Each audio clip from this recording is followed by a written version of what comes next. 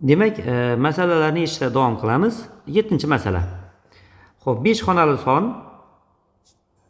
5 xonali sonimizni, ya'ni 2a 5 3b sonni 19 ga qo'shganda yig'indi 45 ga bo'linishi kerak. Son 45 ga bo'linish uchun bir vaqtning o'zida ham 9 ga bo'linish kerak, ham 5 ga bo'linish kerak. 5 ga bo'linish uchun esa sonning oxirgi raqami yo 0 yoki 5 bo'lishi kerak. Demak, 0 bo'lishi kerak desak, birinchi holat b 1 bo'lishi kerak. Agar buning o'rniga 1 ni qo'yadigan bo'lsak, yig'indi nima bo'ladi? Xo'p, yig'indi nima bo'ladi? Demak, 2a 5 3 1 va 19. Buni hisoblaydigan bo'lsak 0, demak 5, 5, a va 2. Shu son endi 9 ga bo'linishi kerak. 9 ga bo'linishning raqamlar yig'indisi 9 ga bo'linishi kerak. Bizda ma'lum raqamlar, demak 2, 5, 5, ularning yig'indisi 12. 12 ga 6 ni qo'shsak 9 ga bo'linadigan son kelib chiqadi. Demak, birinchi holatda a teng 6 ekanligini topishimiz mumkin bo'ladi. Endi ikkinchi holatga o'tamiz.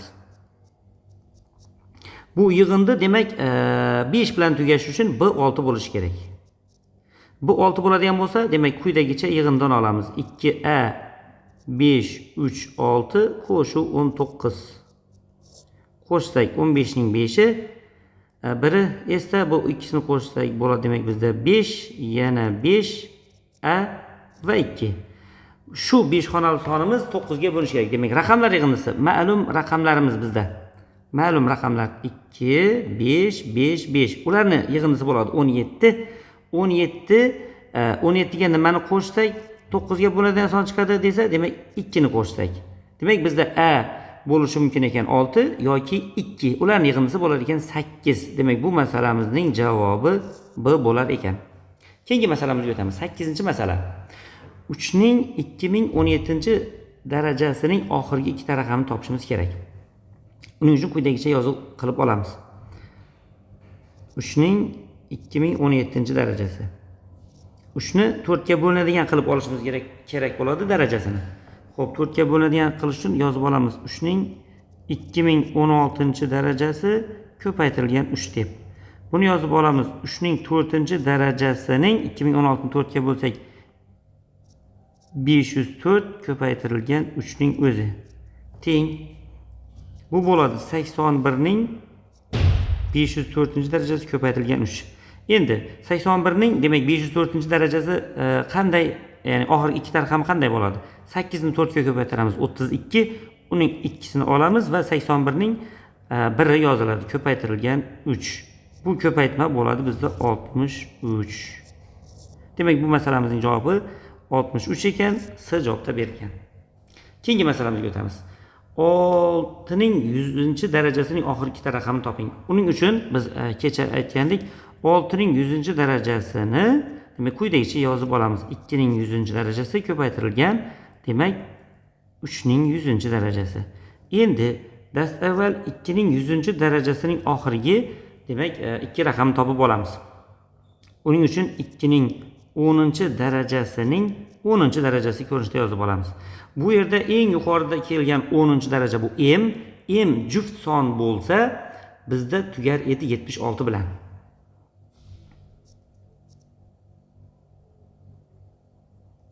Xo'p, keyingisi 3 ning 100-darajasining oxirgi ikkita raqamini topib olamiz. Uning uchun nima qilamiz buni? 3 ning 4-darajasining 25-darajasi qilib yozib olamiz. 3 ning 4-darajasi 81, uning 25-darajasi. Demak, 8 ni 5 ga ko'paytirsak 40, 40 ning oxirgi raqami 0 va uning izidan 1 yoziladi. Demak, 1 deb yozsak bo'lar ekan. Xullas, 6 ning 100-darajasi nima bilan tugaydi desa, demak 76 ni 0 1 ga ko'paytirish orqali yana 76 javobini hosil qilsak bo'ladi. Demak, bu masalamizning javobi bu javobda keltirilgan ekan. Keyingi masalamizga o'tamiz.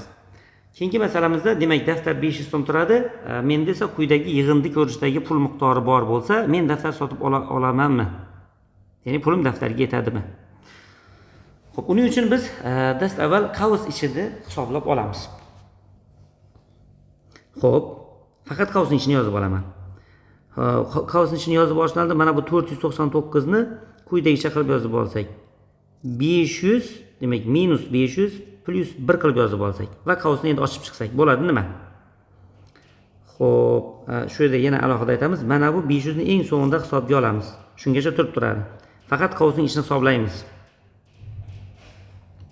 Unda nima bo'ladi bizda? Demak 501 ko'paytirilgan 502 ko'paytirilgan 500 ning kvadrati demak minus 501 ko'paytirilgan 502 ko'paytirilgan 500 bu 500 ga ko'paytirdik va 1 ga ko'paytirsak nima bo'ladi bizda? 501 ko'paytirilgan 502 minus 501 minus qavsni ochib chiqsak 500 ning kvadrati ko'paytirilgan demak 501 ning kvadrati plus 500 ning kvadrati.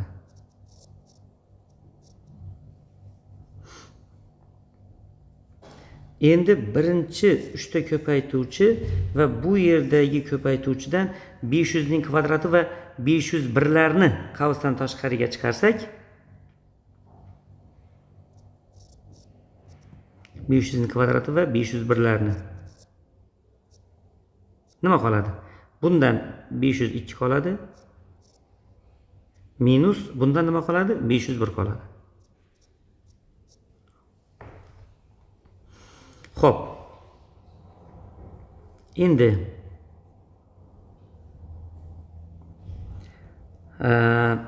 keyingi minus bu 501 ni yozib olamiz. 500 plus 1 deb. Ko'paytirilgan 502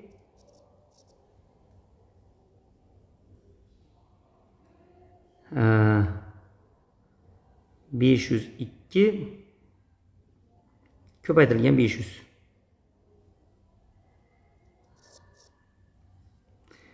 plus 501 ko'paytirilgan 502 minus 501 minus plus 500 ning kvadrati. Demak bizdan kelib chiqadi 500 ning kvadrati ko'paytirilgan 501 minus demak bu qavsni ochib chiqadigan bo'lsak bizda bo'ladi 500 ning kvadrati ko'paytirilgan 502 minus 502 ko'paytirilgan 500 plus 501 ko'paytirilgan 502 minus 501 plus 500 ning kvadrati. Endi bu ikkala ifodadan biz 500 ning kvadratini qavsdan tashqariga chiqarsak nima qoladi? Xo'p, 501 minus 502 qoladi. Xo'sh, mana bu ikkitasidan 502 ni chiqarsak plus 502 ni chiqarsak bo'ladi. Nima qoladi? 501 minus 500 qoladi. Minus 501 plus 500 ning kvadrati. Bu ayirma minus 1 ga teng bo'lganligi uchun bo'ladi bizda minus 500 ning kvadrati. Buni ayirganimizda qoladi bizda 502 minus 501 va 500 ning kvadrati. Bizda 500 ning kvadratlari 0 ga teng bo'lib ketadi. 502 dan 501 ni olsak hisob 1 ga teng bo'lar ekan. Demak, qavsning ichini hisobi yig'indisi 1 ga teng. Uni 500 ga ko'paysak aynan 500 so'm pul bo'lar ekan. Demak, bizda yetadi degan javobni belgilaymiz. Bu masalamizning javobi bo'lar ekan B javob. Keyingi masalamizga o'tamiz. Xo'p, yig'indining oxirgi ikkita raqamini topishimiz kerak ekan. Quyidagicha hisoblarni amalga oshiramiz. 1 faktorialning qiymati bu 1 ga teng. 2 faktorialning qiymati 4 ga teng. 3 faktorial 6, 4 faktorial demak 24, 5 faktorial 24 ni 5 ga ko'paytiramiz. 120, uning oxirgi ikkita raqamini yozamiz 20. 6 faktorial demak mana shu 20 ni 6 ga ko'paytirish kerak. Yana 120 bo'ladi, uning ham oxirgi ikkita raqami 20 bilan tugaydi. Plus endi 7 faktorial. Shu 20 ni 7 ga ko'paytirish kerak. Bu bo'ladi 140, uning 40 ni yozib olamiz. Plus 8 faktorial. Demak 40 ni 8 ga ko'paytiramiz. Oxirgi ikkita raqamini yozyapmiz, hurmatli ustozlar. Demak 40 ni 8 ga ko'paytirsak, oxirgi ikkita raqami 20 bo'lar ekan. 9 faktorial. Shuni 9 ga ko'paytiramiz. Oxirgi ikkita raqamini olamiz. Bo'ladi 80. Va 10 faktorial. Shu 80 ni 10 ga ko'paytirib, oxirgi ikkita raqamni olamiz. Bular ikkita raqam 0 bilan tugaydi. Endi bu yig'indida oxirgi, demak bu ikkalasini yig'indisi ham 100 bo'lib, oxirgi ikkita raqami 0 bo'ladi. Demak, uning ham bizga keragi yo'q 0 bo'lganligi uchun. Endi bu sonlarning yig'indisi bo'ladi bizda. Demak, 33 plus mana bu ikkitasiniki, uchsiniki qoldi bizda. Bu uchsini yig'indisi bo'lar ekan 80. Buni hisoblasak bo'ladi 113. Demak, oxirgi ikkita raqami bo'lar ekan 13. Bu masalamizning javobi D ekan. Keyingi masalamizga o'tamiz. Demak, ABS raqamlar bo'lib, ayirma shunday bo'lsa, mana yozib olamiz. Demak, A, B, S va 5 bundan ayirish kerak. 5 S, B, A ni. Natija nima bo'libdi? 36, 36. Demak, 5 dan A ni ayirganda 6 chiqishi uchun A bo'lishi kerak 9. A ning o'rniga 9 qo'ysak, demak, va bundan bir 10 olib bersak, 15 dan 9 dan ayirsak, bizda chiqadi 6. Demak, bu S minus 1 dan B ni ayirganimizda 3 chiqishi kerak ekan. S minus 1 bo'lib qoldi. Bu ikkinchi raqamimiz. Undan B ni ayirganimizda natijamiz 3 chiqishi kerak ekan. Masala shartida B plus S ni 10 ga teng ekanligi berilgan. Bundan kelib chiqadi S minus B teng 4. Demak, B plus S teng 10. Ikkalasini qo'shish orqali 2S teng 14, S teng 7 ekanligi kelib chiqadi va B teng 3 ekanligi kelib chiqadi. Ana endi so'ralgan shartimizga o'tamiz. 3 ko'paytirilgan A ning o'rnida 9 plus 2 ko'paytirilgan B ning o'rnida 3 minus 4 ko'paytirilgan S ning o'rnida 7. Bu bo'ladi 27 plus 6 minus 28. Javobimiz bo'ladi ekan bizda 5. Bu javob D javobda keltirilgan ekan. Keyingi masalamizda, demak, biz 9 uchburchak, ya'ni operatorimizni ikki ko'rinishda yozib olamiz va mana bu holatga keltiramiz. Birinchi 9 ni 3 ning kvadrati ko'rinishda yozishimiz mumkin.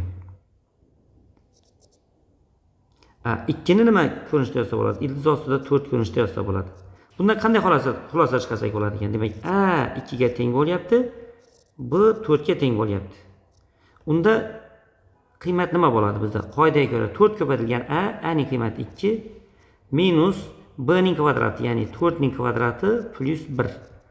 Bu bo'ladi 8 minus 16 plus 1 minus 7.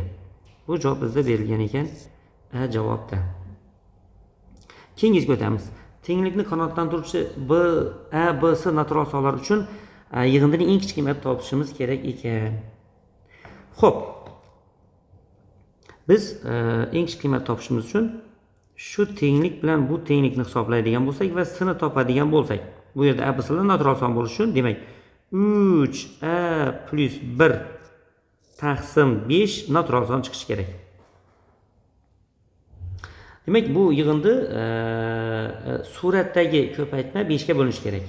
5 ga bo'linish uchun birinchi holatda A ni men 4 ga teng deb olaman. A ni 4 ga teng deb oladigan bo'lsam, 4 ni 1 ga qo'shsak 5 bo'ladi va bizda S ning qiymati kelib chiqadi. 3 ko'paytirilgan 5 taqsim 5. Buni hisoblasak nima bo'ladi bizda? 3. Endi S ning o'rniga 3 ni qo'yib, bu tenglikdan foydalanamiz. B natural chiqadimi, yo'qmi tekshirib ko'ramiz.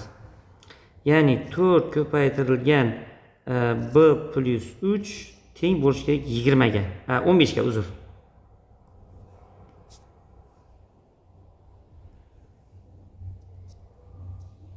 Demak biz birinchi holatda a ni 4 deb olganimiz noto'g'ri bo'ldi. Sabab 15 4 ga bo'linmaydi va b natural son chiqmaydi. Demak bu xulosamiz noto'g'ri ekan. Ikkinchi holatda o'ylaymiz. Endi a ni 9 deb o'ylaymiz. Bundan kelib chiqadi s. Demak 3 ko'paytirilgan 9 ni qo'ysak. Xo'p, 10 taqsim 5, ya'ni 6 kelib chiqadi. 6 ni bu yerga olib kelib qo'ysak 30, 30 esa bizda 4 ga bo'linmaydi. Demak, bu fikrimiz ham noto'g'ri. Uchinchi holatda fikrlaymiz, hurmatli ustozlar. Endi a ni mana bu yerda 5 ga bo'linadigan son bo'lishi uchun 14 deb o'ylashimizga to'g'ri keladi. Bu holatda s nima bo'ladi? 3 ko'paytirilgan 15 taqsim 5. Bu qisqasi 9 chiqadi. 9 ni bu yerga olib kelish orqali biz natijaga erisha olmaymiz. Endi nima deb o'ylaymiz? 4-holat. A ni biz o'ylaymiz endi 19 deb o'ylaymiz. Bunda s nima chiqadi? Bu yerga qo'ysak, demak, 19 ni 3 ko'paytirilgan 20 taqsim 5. Bu bo'ladi bizda 12. 12 ni bu yerga olib kelib qo'ysak 4 ga bo'linadi. Xo'p, demak bu fikrimiz to'g'ri ekan. 4 ko'paytirilgan 4 ko'paytirilgan b plus 3 teng bo'lishi kerak ekan. Demak 5 ko'paytirilgan 12 ga. Agar 4 bilan 12 ni qisqartirsak 3 qoladi. Demak b plus 3 teng 15, b esa 12 ga teng kelib chiqadi. Bu yerda b ni topdik. Bunisi s, bunisi esa a 19. Endi ularning yig'inini topib olamiz. Demak 19 plus b miz chiqdi 12 plus s miz chiqdi 12. Bularning yig'inisi bo'ladi bizda 43. 43 degan javobimiz bizda keltirilgan ekan B javobda.